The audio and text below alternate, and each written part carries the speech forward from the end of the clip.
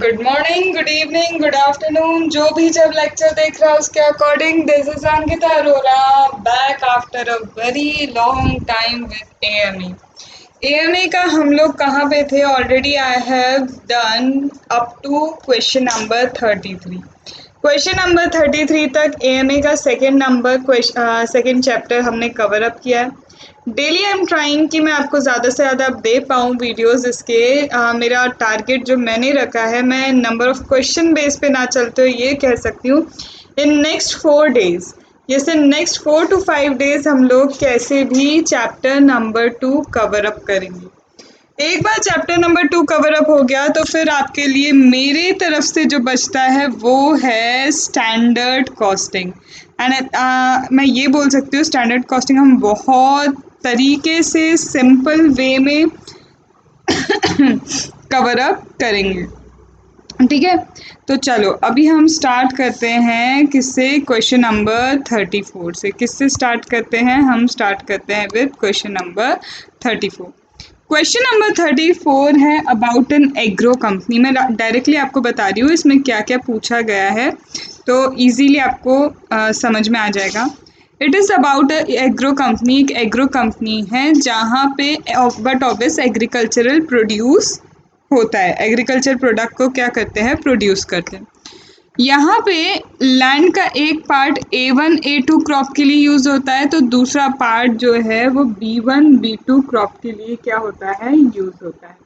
एक अगर A1 A2 के लिए यूज़ हो रहा है तो दूसरा किसके लिए है? B1 B2 के लिए यूज़ होता है। अब लैंड का एक पार्ट जो B1 B2 के लिए यूज़ हो रहा है, वहाँ पे B1 भी यूज़ कर सकते हैं। B2 मतलब वो लैंड का पार्ट, चाहे आप पूरा B1 बनाओ B2 बनाओ, वहाँ इंटरचेंजेबल है उस क्रॉप के लिए। और जहाँ पे A1 A2 बनता है तो वो इंटरचेंजेबल है A1 एंड A2 के लिए। जहाँ A1 A2 बनता है वहाँ B1 B2 नहीं बन सकता, जहाँ B1 B2 बनता है वहाँ A1 A2 नहीं बन सकता। लेकिन हाँ, आपस में ये क्या है, A1 की जगह A2 बन सकता है, A2 की जगह A1 एंड B1 की जगह B2 बन सकता है, B2 की जगह B1 बन सकता है। पर आपस में A1 A2 एक्सचेंज नहीं, आपस में A प्रोडक्ट और B प्रोडक्ट का एक्सचेंज नहीं हो सकता। एरिया कितना है? अगर मैं बात करूं एरिया कितना ऑक्यूपाई किया है A1 ने, A2 ने, B1 ने, B2 ने। यील्ड पर एकड़ कितना है? एक एकड़ पे 50 टन, 40 टन, 45, 60। सेलिंग प्राइस पर टन दिया है। वेरिएबल कॉस्ट हमें ये पूरी की पूरी क्या है? ओवरऑल वेरिएबल कॉस्ट आपको देके रखी है। ठीक है, अब यहाँ पे क्या बोला है? फिक्स्ड ओवरहेड 53,76,000 है। फिक्स ओवरहेड कितना है? 53,76,000। देखो यहाँ वही बोला है कि land is been use for the product B1 B2 can be use for either crop but not for A1 A2। And A1 A2 जो बनता है वो आइदर क्रॉप्स के लिए यूज़ हो सकता है बट B1 B2 के लिए नहीं।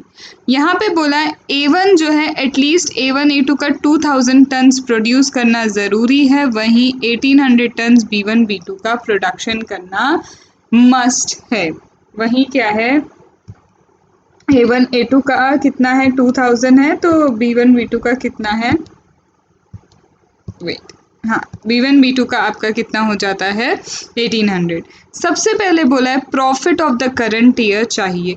प्रॉफिट के लिए unit sales, unit variable cost, contribution मिल जाएगा। और कंट्रीब्यूशन में आप ओवरऑल कंट्रीब्यूशन A1 का, B1 का, B2 का, B1 का सबका टोटल करके उसमें से ये जो फिक्स्ड ओवरहेड आप सबट्रैक्ट कर लेंगे तो आपको प्रॉफिट मिल जाएगा। फिर यहाँ बात हुई है प्रोडक्ट मिक्स की। क्योंकि लैंड एक लिमिटिंग फैक्टर है A1 A2 के लिए एंड B1 B2 के लिए, तो हम क्या करें? पूरा एक लैंड पे सिर्फ A1 बनाए या A2 बनाए, और दूसरे पीस ऑफ लैंड पे सिर्फ B1 बनाए या फिर B2 बनाए, जो ज़्यादा क्वांटिटी देता होगा बट ऑब्वियस हम वही प्रोड्यूस करेंगे। तो यहाँ हम प्रोडक्ट मिक्स देखेंगे। फिर थर्ड में इन्होंने बोला है कि सपोज कीजिए एक लैंड का जो पार्ट है वो A1 A2 B1 B2 कुछ भी बना सकते हो आप, पूरा इंटरचेंजेबल है। पहले ऐसा था कि जिस लैंड पे A1 बनता है वहाँ A2 बन सकता है लेकिन B1 B2 नहीं, पर अब वो कंडीशन ही हटा दी कि अब पीस ऑफ लैंड है जिसमें आपस में कुछ भी बन सकता है। तो अब आपका प्रोडक्ट मिक्स क्या होगा? तो land could be cultivated to produce any of the 4 product and there is no market commitment cost. कोई मार्केट कॉस्ट नहीं है।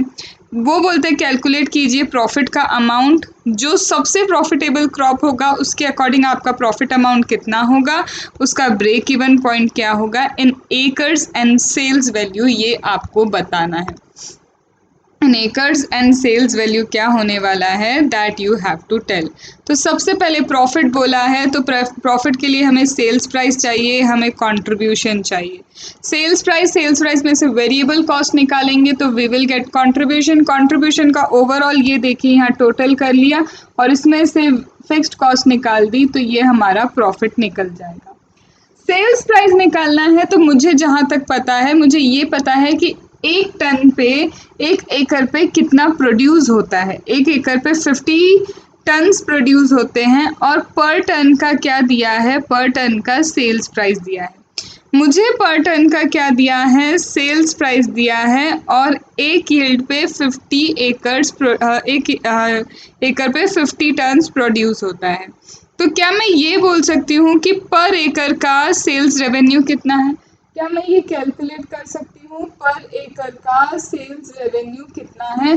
तो यस, आई कैन कैलकुलेट। मुझे पता है कि पर टन एक एकड़ में ये 50 टन निकलता है, ये 40 टन, ये 45, ये 60 टन।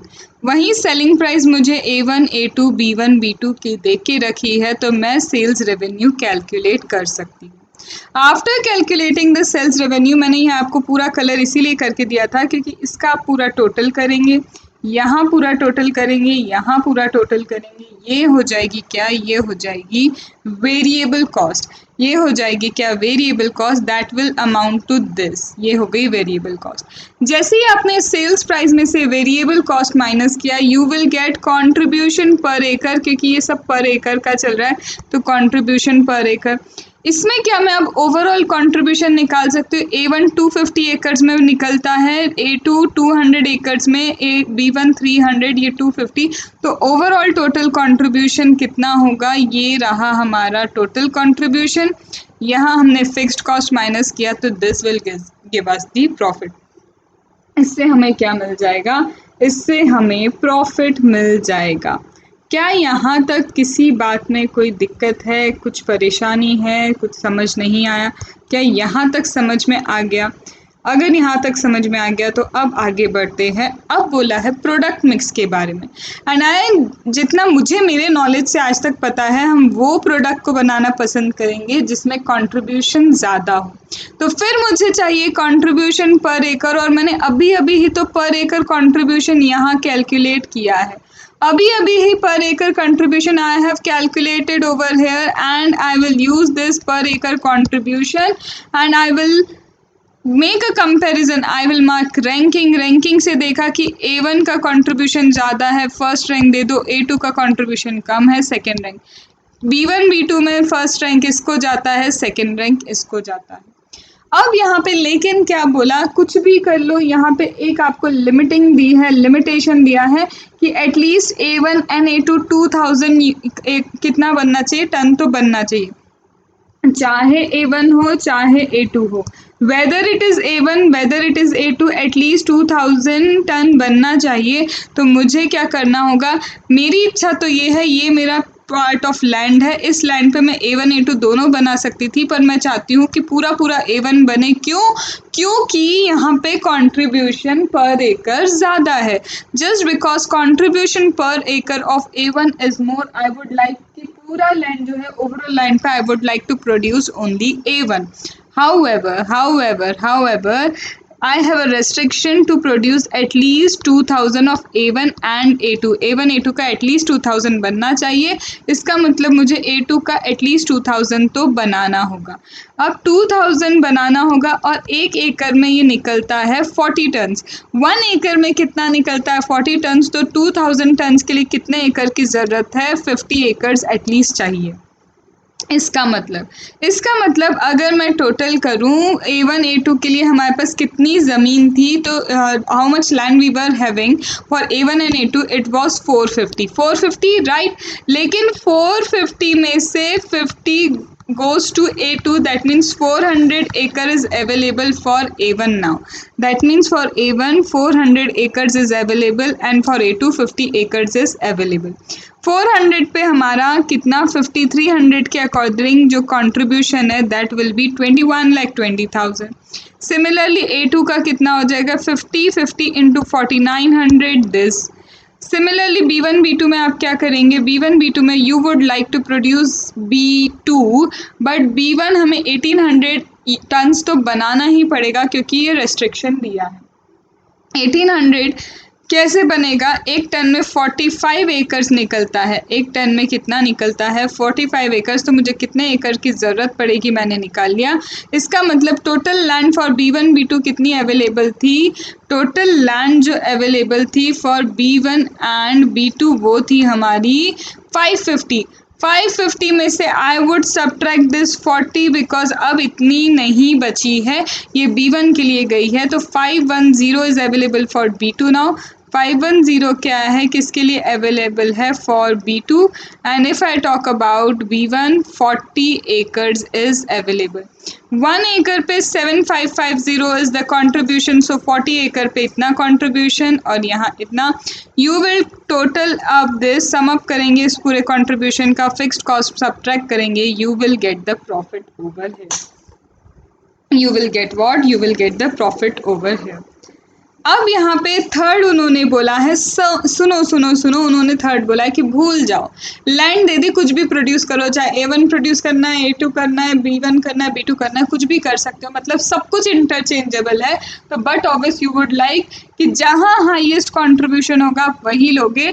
तो यहाँ पे एक चीज़ बताओ, अगर हम यहाँ A1 A2 B1 B2 की बात करें तो कंट्रीब्यूशन कहाँ सबसे ज़्यादा है, where the contribution is more, where the contribution is more, you will agree for this, you would definitely agree for this कि मैम सबसे ज़्यादा contribution हमारा B2 में है, तो हमें प्रोड्यूस क्या करना चाहिए, we should produce B2, we should produce B2। तो B2 हम प्रोड्यूस करेंगे एंड B2 पूरे ओवरऑल 1000 एकड़ की लैंड थी। कैसे मैम 1000 एकड़, आप प्लस कर लो, A1 के लिए 250 था, फिर B1 के लिए कितना, A1 A2 के लिए 200 था, ऐसे करके आप पूरा टोटल करोगे तो it will come to 1000।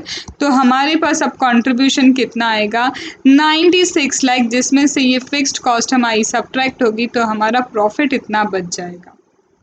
Break even point की बात करें तो fixed cost divide by contribution per unit, तो this is the contribution per unit, this is what break even point in acres. ये एकर्स में मेरा ब्रेक इवन पॉइंट निकल गया, इसकी सेल्स वैल्यू निकालेंगे तो 560 एकर्स, 560 एकर्स पे कितना टन बन रहा है क्या B2। तो आप देखो कि B2 एक एकड़ पे कितना बनता है, एक एकड़ पे B2 प्रोड्यूस होता है 60 टन। एक एकड़ पे अगर 60 टन हो रहा है प्रोड्यूस, तो 560 एकर्स पे कितना, 560 एकर्स इंटू 60, और ये बिकता कितने में है, ये बिकता है 270 में। तो you will get what, break even point sales, आपको सेल्स में मिल जाएगा आपका क्या, break even point. This was all about question number 34. This was all about question number 34. I hope it was helpful for you. मैं थोड़ा सा आपको डायरेक्टली और जल्दी बता रही हूँ क्योंकि ऑलरेडी हमने थोड़ा AMA करने में मैंने, आपने तो नहीं, आप लोग ने बहुत रिक्वेस्ट की है, बट सारे सब्जेक्ट्स के साथ मैच नहीं हो पा रहा था, इसलिए कुछ चीज़ें ऐसी करनी पड़ी कि जो न्यू एंड ओल्ड कोर्स के लिए कॉमन हो, तो मैंने पहले वो दिया है। ठीक है, अब आते हैं क्वेश्चन नंबर 35 पे। 35 क्वेश्चन पता है क्या है, बहुत इजी है, बहुत इजी है, बस इसको थोड़ा सा समझने की ज़रूरत है। ये जो 35 वाला हमारा क्वेश्चन है, इसमें ये बोला गया है कि एक कंपनी है, जो कंपनी एक प्रोडक्ट बनाती है। The company is engaged in manufacture of a product. The company is what? Engaged in manufacture of a product. And the price of the product is controlled by government. और जो price है product का वो कौन control करता है, government controls the price of the product. In fact जो raw material required है, the raw material that is required, that is also, उसका जो प्राइस है वो भी गवर्नमेंट कंट्रोल करती है। That means the product and the raw material is control under, price is under the control of government. 2 years का उन्होंने क्या दिया है, आपको डेटा दे के रखा है, दे have given the data of 2 years. वो कहते हैं ईयर 1 में कितने टन सेल हुआ, ईयर 2 में कितना टन सेल हुआ, पर टन की प्राइस दे हैव गिवन। उन्होंने सेल्स वैल्यू आपको टोटल बता दी, raw material, labour, administration charges, profit, सब कुछ बता दिया। और बोलते हैं वो कि ये जो डायरेक्ट लेबर है, ये डायरेक्ट लेबर 8 एंड 1/3% क्या हुआ है, इंक्रीज हुआ है। यहाँ पे डायरेक्ट लेबर क्या है, इतना परसेंट से इंक्रीज हुआ है। एज वेल एज ये जो factory administration and selling expense है, ये सारे भी इंक्रीज हुए हैं। एंड कितने इंक्रीज हुए हैं ड्यूरिंग द ईयर, इतना। Increase in factory administration selling expense during the year were 8,10,000, ये इंक्रीज हुए हैं। But this increase is not due to increase in quantity of unit produced और सोल्ड। वो बोले देखो इंक्रीज तो हुआ फैक्ट्री ओवरहेड, एडमिनिस्ट्रेशन ओवरहेड में, लेकिन ये जो इंक्रीमेंट है it is not due to the increased production. ये जो प्रोडक्शन इंक्रीज हुआ है या फिर ये जो सेल्स या प्रोडक्शन इंक्रीज हुआ है उसके कारण नहीं हुआ है। This is not because of that, this is not because of that. अब वो बोलते हैं क्या कि एक चीज़ बताइए, यहाँ पे ईयर 2 में प्रॉफिट है 576, जबकि ईयर 1 में प्रॉफिट कितना था, the profit in year 1 was 756। Now the profit is 576, however in the year first it was 756। वो बोलते हैं हम कितनी यूनिट्स बेचें, कितनी यूनिट्स वो क्या करें, प्रोड्यूस एंड सेल करें, what quantity they had produced और सोल्ड। ठीक है, कि ये जो गिवन प्रॉफिट है ना, इतना ही प्रॉफिट होता उनको। इस ईयर में भी वो कितनी यूनिट सेल करते कि नंबर ऑफ यूनिट ज़्यादा सेल करने के बाद प्रॉफिट उनको इतना ही मिलता, but obvious this is in thousands. Okay, तो वो बोल रहे हैं हम कितना यूनिट यहाँ पे इंक्रीज करते कि ज़्यादा यूनिट्स बेच के हम इतने प्रॉफिट तक पहुँच जाते।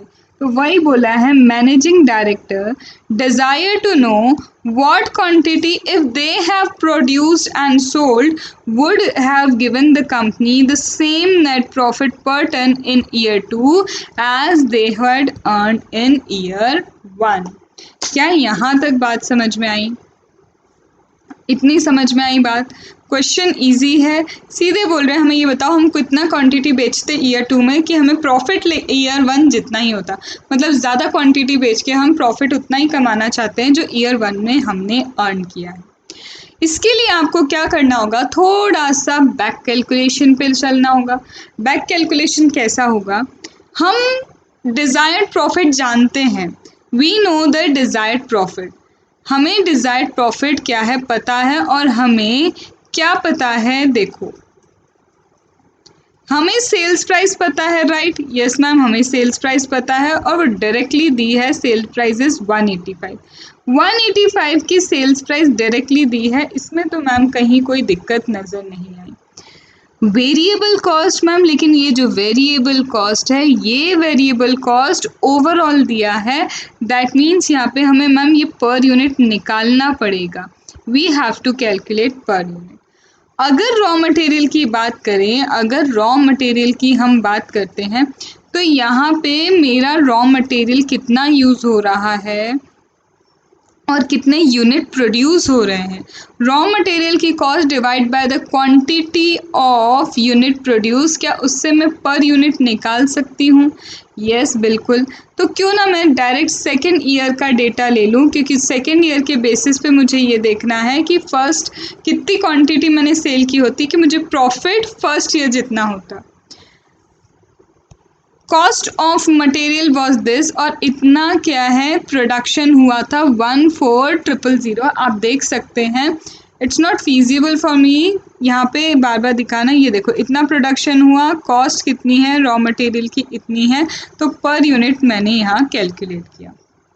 सिमिलरली लेबर का क्या, लेबर 1/3% इंक्रीज हुआ है, लेबर की कॉस्ट मुझे पता है ओवरऑल, और कितना प्रोड्यूस हुआ है वो पता है, तो यहाँ पर यूनिट ये भी निकल गया, यहाँ पे क्या है पर यूनिट ये भी निकल गया, तो ये भी पर यूनिट कैलकुलेट हुआ, ये भी पर यूनिट कैलकुलेट हुआ, लेकिन चेंज यहाँ है, यहाँ पे 8,10,000 यूनिट्स चेंज की कॉस्टिंग चेंज हुई है, और वो बोल रहे हैं this costing has change not because of the increase production, मतलब वो वेरिएबल कॉस्ट नहीं है।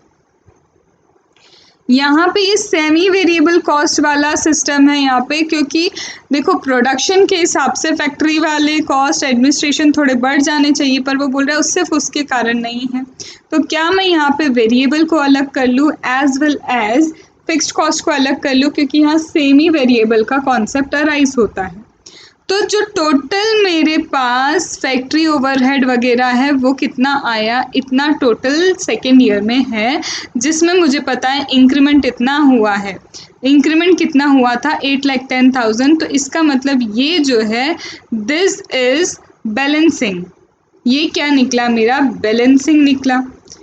अब यहाँ पे बताओ इंक्रीज हुआ 8,10,000, तो इससे पहले कॉस्ट कितनी होती थी, इतनी होती थी। इसमें से ईयर 1 जो है, ईयर 1 में कॉस्ट मुझे दे के कितनी रखी है 97, मैंने माइनस किया, तो यहाँ पे कहीं ना कहीं ये भी एक इंक्रीमेंट है। यहाँ पे क्या है, ये भी एक इंक्रीमेंट है। यहाँ पे ईयर 2 में इंक्रीमेंट कितना है अदर देन टर्नओवर, और ईयर 1 का कितना है वो हमने निकाल लिया। ईयर 2 में कितना था, कॉस्ट इतनी होनी चाहिए थी, ईयर 1 में कितनी होनी चाहिए थी कॉस्ट इतनी होनी चाहिए थी। इसका मतलब यहाँ भी कहीं ना कहीं 7,20,000 का इंक्रीमेंट हुआ है, और ये भी अदर देन टर्नओवर हुआ है। बैक कैलकुलेशन है ना, इतना सेकेंड ईयर में है, हम बोल रहे हैं 8,10,000 इंक्रीज हुआ, तो मेरी कॉस्ट होनी इतनी चाहिए थी। कॉस्ट कहाँ है, इतनी है, इसका मतलब यहाँ भी 7,10,000 का इंक्रीमेंट हुआ था। ये 7,20,000 का जो इंक्रीमेंट है, ये जो 7,20,000 का इंक्रीमेंट है, ये 7,20,000 का इंक्रीमेंट अगर मैं increase in number of units पे डिवाइड कर दूँ, increment in the number of units पे अगर मैं डिवाइड करूं, तो 40 रुपीज़ मेरा वेरिएबल एक्सपेंस निकलता है। इसे मैं अलग तरीके से अगर आपको समझाऊं, तो देखो अगर मैं 9702,000 में 8,10,000 प्लस कर दूं, तो मुझे क्या मिल जाना चाहिए थी, मुझे कॉस्ट मिल जानी चाहिए थी एग्जैक्ट ये, पर ये कॉस्ट मिली क्या, नहीं मिली। यहाँ पे कॉस्ट मुझे क्या मिली, इसको अगर आप टोटल करोगे जो वैल्यू आएगी वो x मान लेते हैं। अब यहाँ पे क्या है, मुझे तो कॉस्ट मिली कितनी, इतनी, इसका और x का अगर मैं डिफरेंस लूँगी तो ये आएगा 7,20,000, मतलब 7,20,000 आउटपुट के कारण इंक्रीज हुआ है, और 8,10,000 has increase other than output, 8,10,000 has increase other than output. तो मैंने वेरिएबल एक्सपेंस तो निकाल लिया, अब मुझे फिक्स्ड निकालना है, तो मैं क्या करूँ, 40 was the variable expense per unit, variable expense पर टन 40 रुपीज़ है, तो मैं ये कर सकती हूँ 40, दिस 40 क्या है मेरा वेरिएबल एक्सपेंस है। तो क्या मैं यहाँ पे नंबर ऑफ यूनिट्स जितने प्रोड्यूस हुए हैं, यहाँ पे जितने नंबर ऑफ यूनिट प्रोड्यूस हुए हैं सेकेंड ईयर में वो कितने हैं, सेकेंड ईयर में जो नंबर ऑफ यूनिट प्रोड्यूस हुए हैं दैट इज दिस।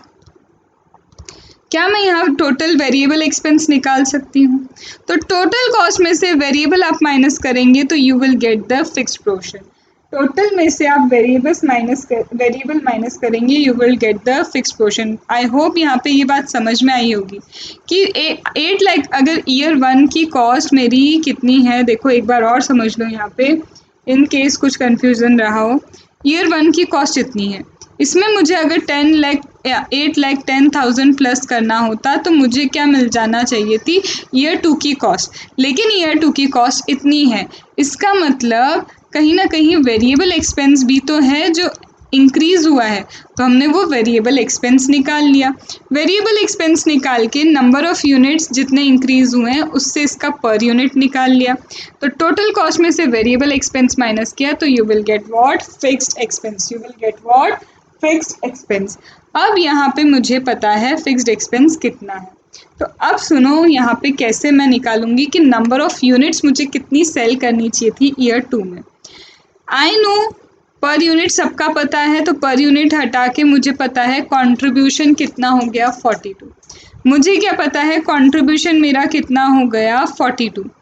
कंट्रीब्यूशन में से अगर मैं क्या माइनस कर दूं, मुझे पता है मुझे प्रॉफिट एग्जैक्टली कितना चाहिए per unit, that I know, क्योंकि टारगेट प्रॉफिट मुझे पता है 756,000 जो है थाउजेंड्स में उतना चाहिए।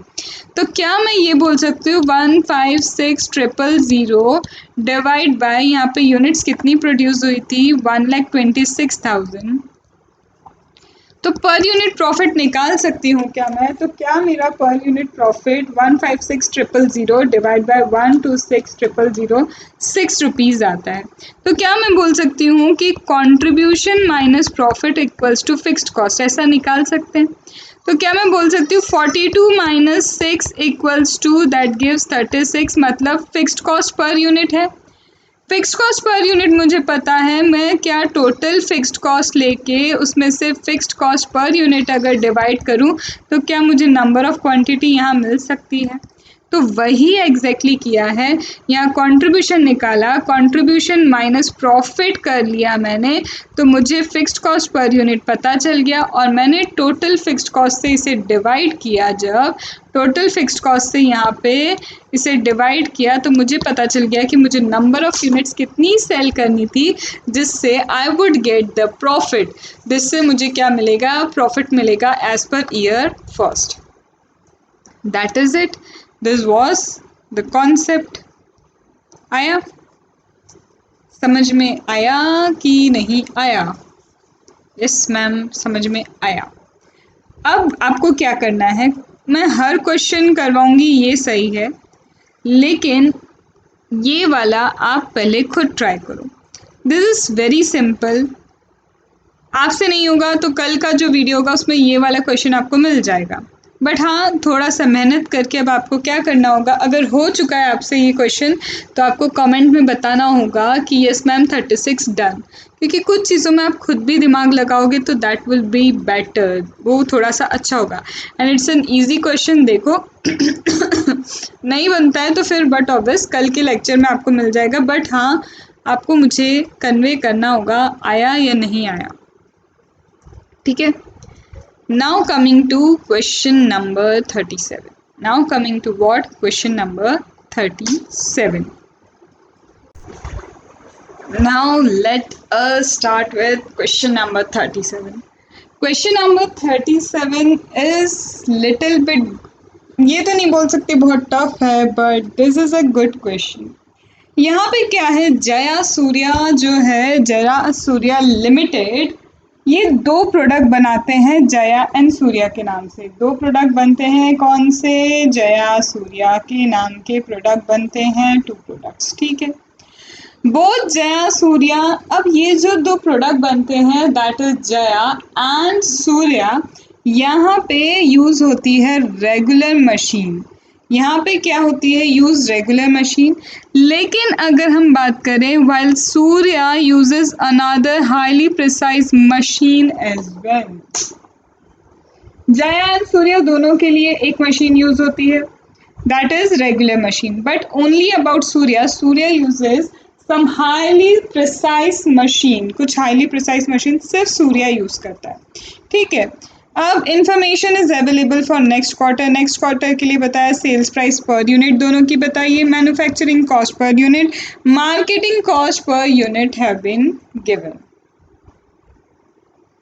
Then budgeted allocation of fixed cost, fixed overhead cost का allocation, regular machine hour per unit regular machine hour कितना है?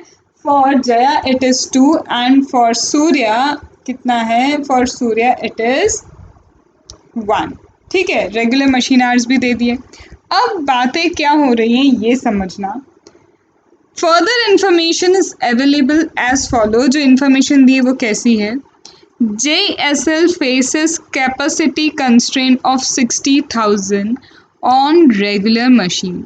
ये जो हमारा कौन सा है भैया, JSL है, जया सूर्या लिमिटेड, इन्हें कुछ कंस्ट्रेन है, कैपेसिटी कंस्ट्रेन कितना है? 60,000 ऑन रेगुलर मशीन, मतलब रेगुलर मशीन की सिर्फ 60,000 आवर्स अवेलेबल है for the next quarter. And no constraint, कोई कंस्ट्रेंट नहीं है हाईली प्रिसाइज, अगर कंस्ट्रेंट होगी तो सिर्फ किसके लिए यूज हो रहा है भाई, वो तो सिर्फ और सिर्फ सूर्य के लिए यूज़ हो रहा है।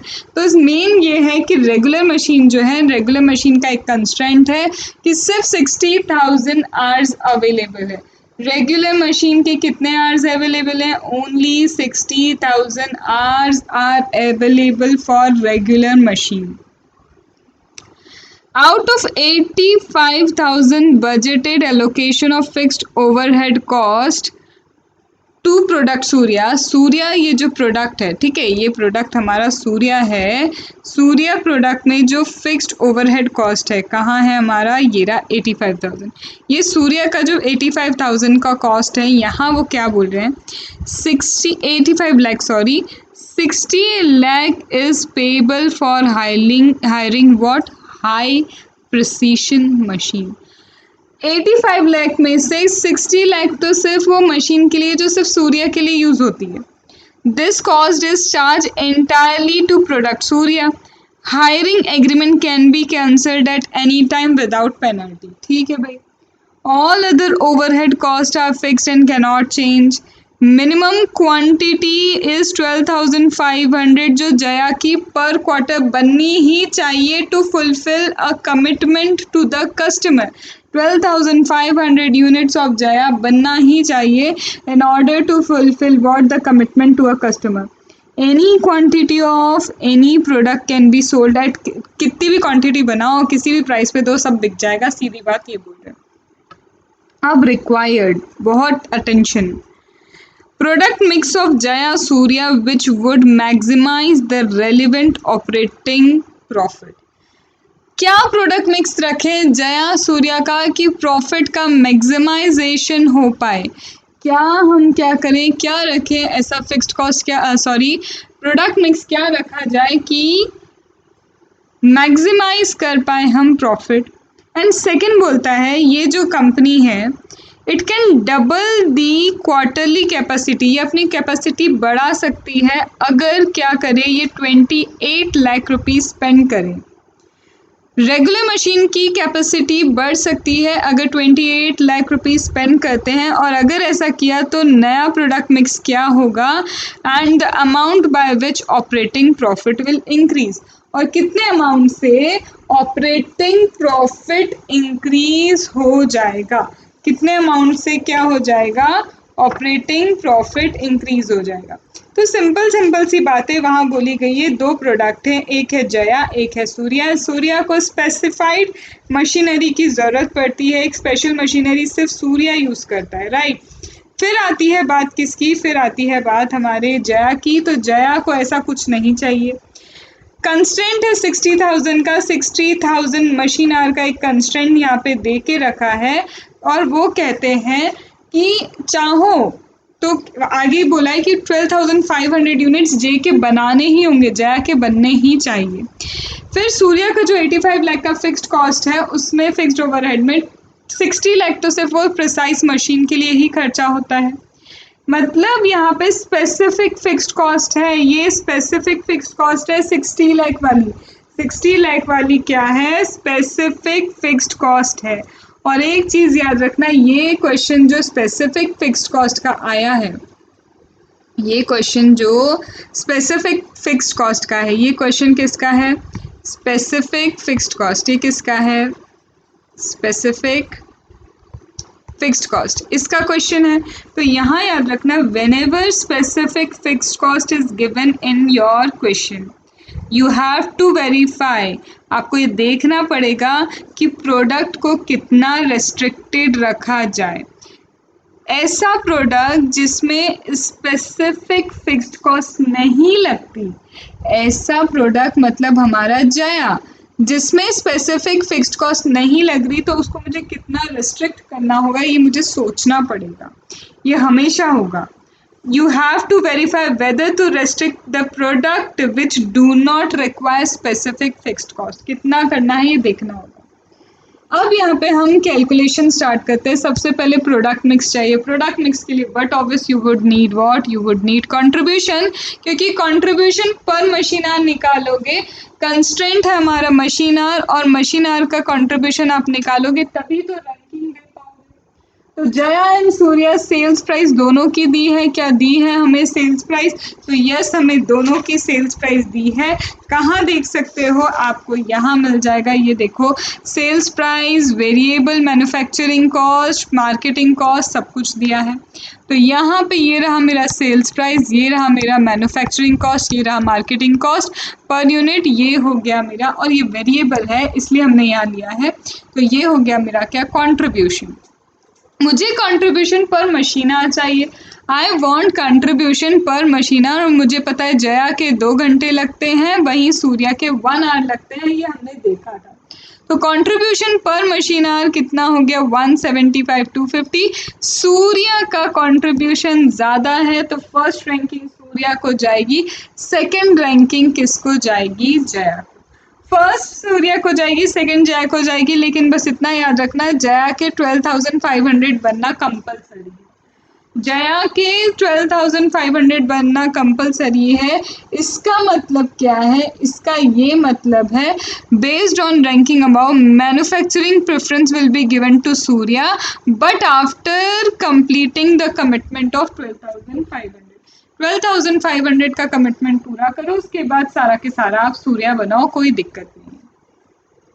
इतनी बात समझ में? यहाँ हमें प्रोडक्ट मिक्स बोला, हम वो प्रोडक्ट मिक्स निकाल रहे हैं।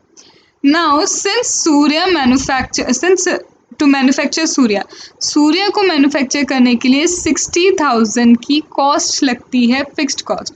टू मैन्युफैक्चर सूर्या, अगर आपको सूर्या को मैन्युफैक्चर करना है तो क्या लग रहा है, 60,000 की कॉस्ट लग रही है।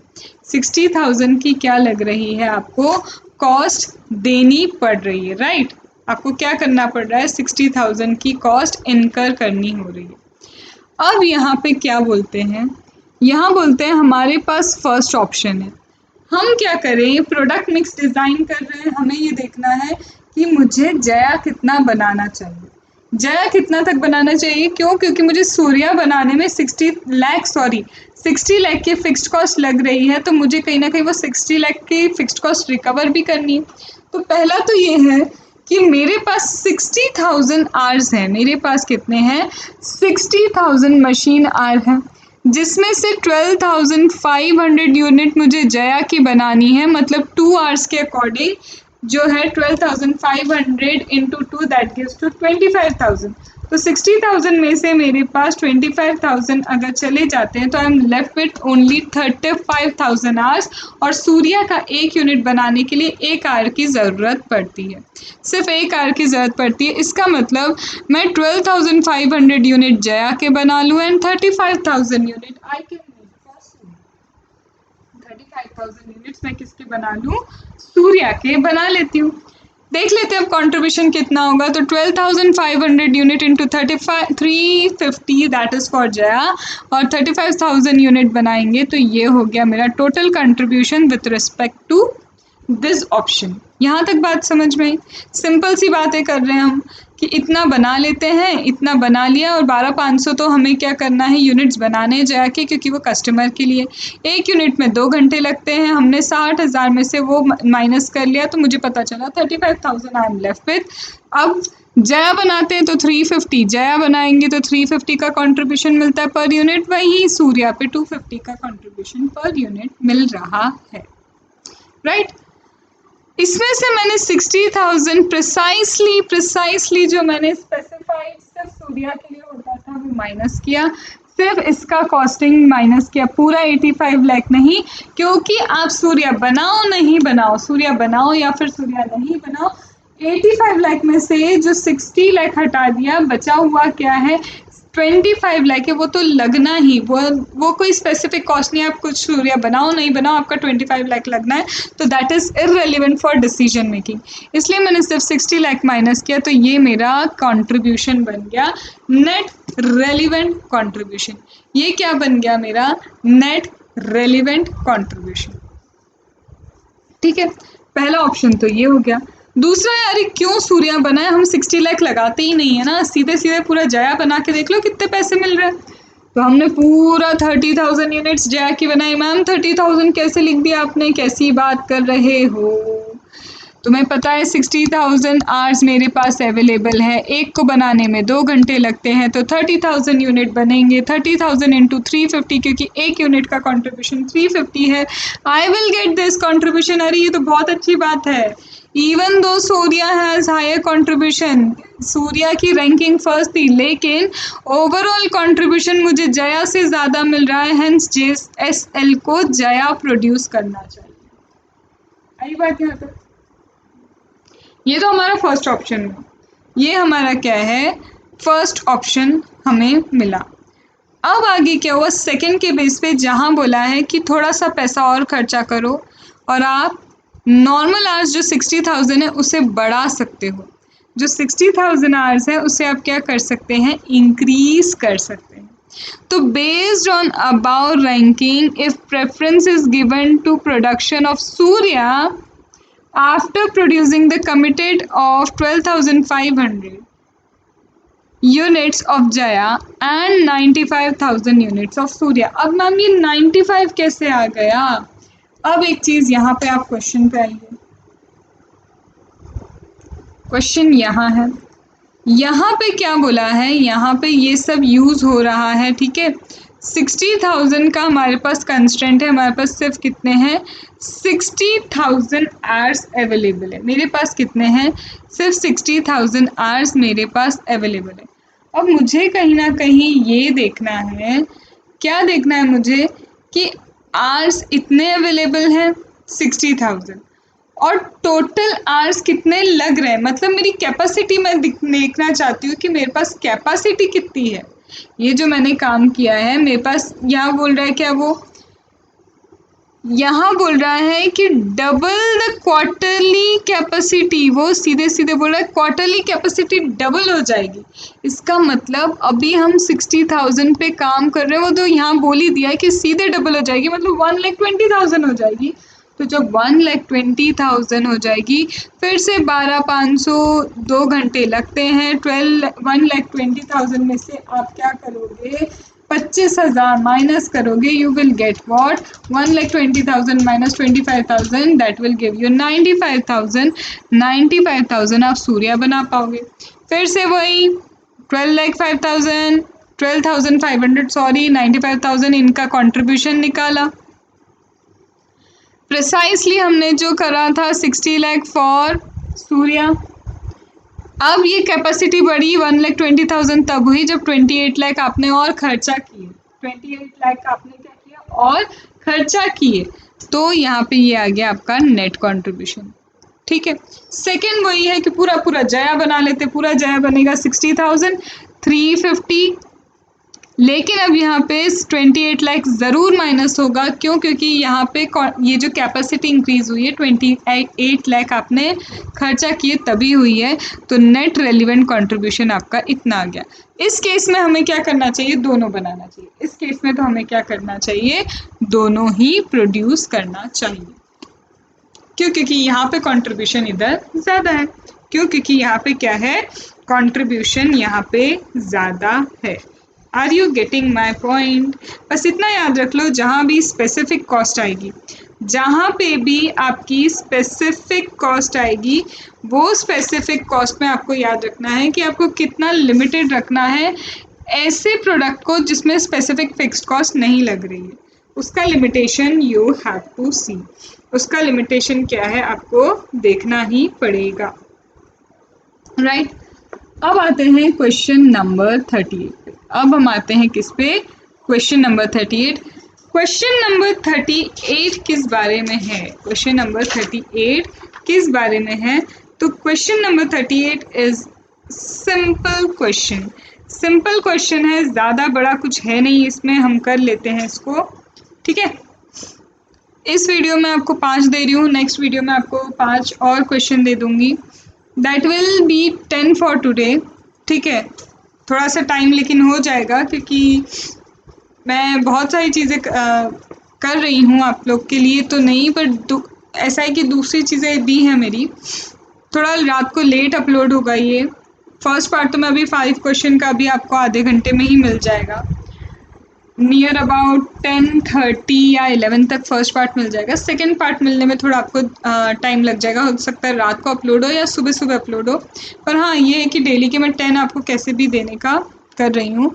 मुझे बस ये चाहिए कि 5 दिन में सेकेंड चैप्टर हो जाए, उसके बाद स्टैंडर्ड कॉस्टिंग बहुत तसल्ली से आप लोग रोज़ के मेरे साथ 5-5 क्वेश्चन भी करोगे ना, आराम से निकाल लोगे और बहुत अच्छे से समझ में आएगा।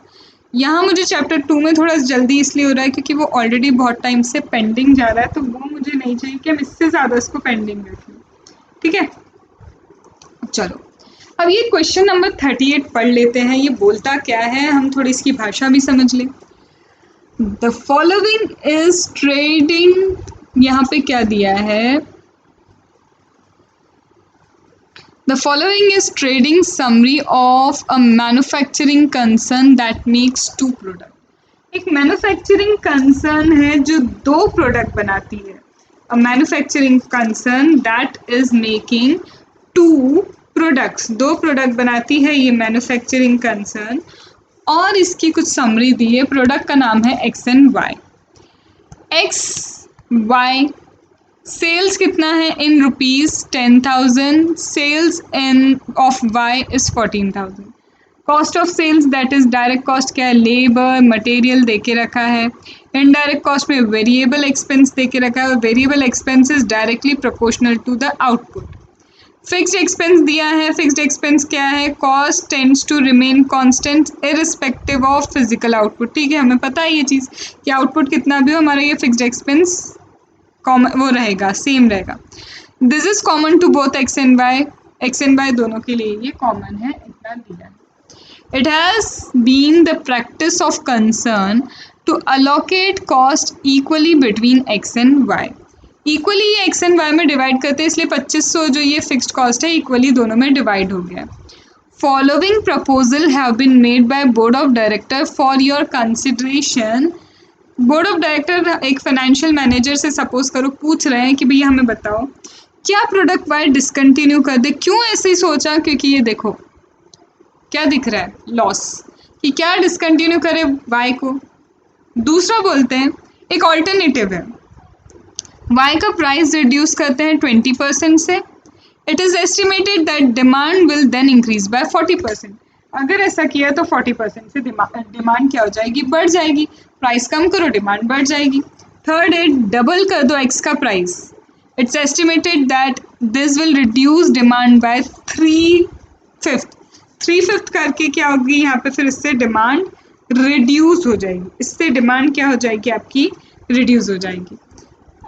अब मतलब उन्होंने कुछ कुछ प्रोबेबिलिटीज़ दी हैं, ऐसा कर ले वैसा कर ले क्या कर ले, और बोल रहे कि भैया हमें तो अच्छा सबसे अच्छा क्या बता दो, बेस्ट प्रपोजल। आप क्या करो, हमें सबसे अच्छा प्रपोजल बता दीजिए, हमारे लिए क्या होगा। सबसे पहला प्रपोजल है डिसकंटिन्यू कर दो वाई। अगर वाई को डिसकंटिन्यू किया, अगर आपने क्या किया, वाई को डिसकंटिन्यू किया, तो एक चीज़ बताओ, सारा की सारा fix expense product X will also have to bear the fixed expense that was borne by Y।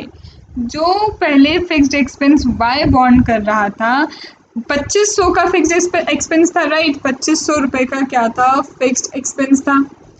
अब क्या है, वो जो 2500 का फिक्स्ड एक्सपेंस था, पहले क्या है, दोनों में हाफ हाफ डिवाइड हो जाता था, 1250 1250। अब वैसा नहीं हो रहा है। अब जो Y का फिक्स्ड एक्सपेंस है वो भी कौन बियर करेगा, वो भी हमारे एक्स भाई साहब मतलब एक्स प्रोडक्ट को बियर करना होगा। अभी प्रॉफिट कितना है इनका 2250, जो प्रॉफिट अब रह जाएगा ये वाला एक्सपेंस भी इन्हें ही बॉन्ड करना होगा, तो अब उसका 1000 नेट प्रॉफिट रह जाएगा। ये फाइनल पोजीशन आएगी। सेकेंड में क्या होगा, सेकेंड में बोल रहे हो Y की प्राइस को 20% रिड्यूस करो, यहाँ पे डिमांड 40% इंक्रीज हो जाएगी, बढ़िया है। प्राइस क्या है, यहाँ पे ओवरऑल सेल्स वैल्यू दिया है, तो 4000 को मैंने 20% से क्या कर दिया, कम कर दिया, और उसमें 40% अगर ऐड कर दूँ तो या तो ऐसे लिखो या आप कैलकुलेट करो, 4000 माइनस 20% प्लस 40%, तो भी यही आएगा। अब ये मेरी सेल्स हो गई, सेल्स तो ये हो गई, साथ में ये जो है मेरा डायरेक्ट कॉस्ट वो किसके प्रपोर्शन में चलता है, वो आउटपुट से अफेक्ट होता है। तो पहले था 2000, अब मेरा जैसे ही 40% डिमांड बढ़ा तो प्रोडक्शन भी 40% बढ़ेगा, तो यहाँ पे ये डायरेक्ट कॉस्ट भी इंक्रीज हुई। इनडायरेक्ट कॉस्ट है, इनडायरेक्ट कॉस्ट क्या है, यहाँ पे देखो, इनडायरेक्ट कॉस्ट क्या है, वेरिएबल एक्सपेंस। इनडायरेक्ट कॉस्ट में है क्या, वेरिएबल एक्सपेंस। अभी मेरा वेरिएबल एक्सपेंस कितना है, अभी जो वेरिएबल एक्सपेंस है 1000 है, ये भी 40% बढ़ जाएगा। क्यों बढ़ जाएगा 40%, क्योंकि ये आउटपुट के हिसाब से चलता है, तो इसे भी इंक्रीज कर दिया। देखो डायरेक्ट कॉस्ट तो वैसे ही आउटपुट के हिसाब से, वेरिएबल कॉस्ट के लिए स्टार मार्क करके उन्होंने दिया है क्वेश्चन में, देखो स्टार मार्क के वहाँ पे दिया है कि variable cost very directly to the output. फिर आता है फिक्स्ड एक्सपेंस, ओल्ड वाले इतने 1250, यहाँ गलती से 2500 मत लिख देना, ये इस वाले ऑप्शन के लिए था। अब यहाँ पे क्या है, सिर्फ वाई के प्राइस में चेंज हो रहा है, उसे डिसकंटिन्यू नहीं कर रहे हैं, ठीक है। तो ये तो हो गया नेट लॉस, ठीक है। Then profit of X, old, old profit कितना है 2250, एक्स का जो ओल्ड प्रॉफिट है वो क्या है 2250, तो ओवरऑल फाइनेंशियल प्रॉफिट कितना हो जाएगा 1250। वाई के कारण लॉस 970 हो रहा है, वाई के कारण लॉस क्या है 970, वाई के कारण लॉस क्या है 970 है, और एक्स का प्रॉफिट इतना है, तो ओवरऑल नेट प्रॉफिट इतना हो जाएगा, जो डिक्लाइन हो गया है देखा जाए तो। पहले 2000 होता था क्वेश्चन में, देखो पहले 2000 था, अब वो 1280 हो गया, ठीक है। पर हमें अभी कंपैरिजन करना है, यहाँ 1000 है ओवरऑल पोजीशन, या 1280 है। फिर थर्ड, एक्स के क्या कर देते हैं, एक्स की प्राइस डबल कर दो, और सीधे डबल कर दी तो क्या होगा, डिमांड कम हो जाएगी कितनी 3/5, या फिर जिसे हम बोलते हैं 3/5 का हम परसेंट निकाले तो 60%। तो यहाँ पे मैं क्या करूँ, सेल्स कितना है 10,000, 10,000 को मैंने क्या कर दिया, डबल कर दिया, मतलब इनटू 2 कर दिया, माइनस इसमें क्या कर दिया 60% कर दिया, तो भी आपका यही आंसर आएगा। दैट डिपेंड्स ऑन यू, आप कैसे सॉल्व करना चाहते हो। डायरेक्ट कॉस्ट कहीं ना कहीं क्या हो जाएगी, डायरेक्ट कॉस्ट कम हो जाएगी, बढ़ा मत देना, यहाँ डिमांड कम है तो प्रोडक्शन भी कम होगा, 60% से डायरेक्ट कॉस्ट कम हो जाएगी, वेरिएबल कॉस्ट भी कम हो जाएगा, कंट्रीब्यूशन इतना है, फिक्स्ड एक्सपेंस इतना है, और हमारा लॉस जो है, नेट लॉस कितना है, यहाँ पे जो हमारा नेट लॉस है, ओल्ड वाला था 250, अभी जो प्रॉफिट आया वो कितना है 3900, अभी जो प्रॉफिट है वो हमारा कितना है 3900। 5400 कंट्रीब्यूशन है, जिसमें से 1250 मैंने फिक्स्ड कॉस्ट हटा दी है, पुराना मैंने जो लॉस था 250 का वो भी हटा दिया, तो ओवरऑल मेरे पास प्रॉफिट 3900 बचता है। तो मुझे यहाँ पे ही समझ में आ गया है, मुझे थर्ड ऑप्शन को चूज करना होगा, क्योंकि वहाँ प्रॉफिट मेरा ज़्यादा हो रहा है, वहाँ मुझे क्या है प्रॉफिट ज़्यादा हो रहा है, तो एनालिसिस किया और थर्ड ऑप्शन बेटर है, third option is what, better, ठीक है। This is question number 38, this is what question number 38, बहुत ईजी था, मतलब बहुत ही ईजी था, ठीक है। Now covering question number 39, now covering what question number 39, and this question number 39, now it is actually a good question, now it is actually a good question, और इसे आपको ध्यान से सुनना समझना ही है, ठीक है। Taking a break of 2 minutes, फिर इसके बाद हम करते हैं हमारा क्वेश्चन नंबर 39, और इसके बाद अगर मैं देखूँ question number 40, is it big one,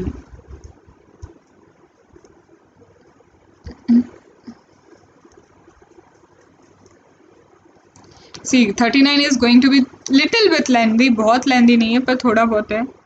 40 is really very simple, 40 बहुत ज़्यादा सिंपल है, ठीक है। तो 40 तक हम अभी इसी वीडियो में कवर करेंगे।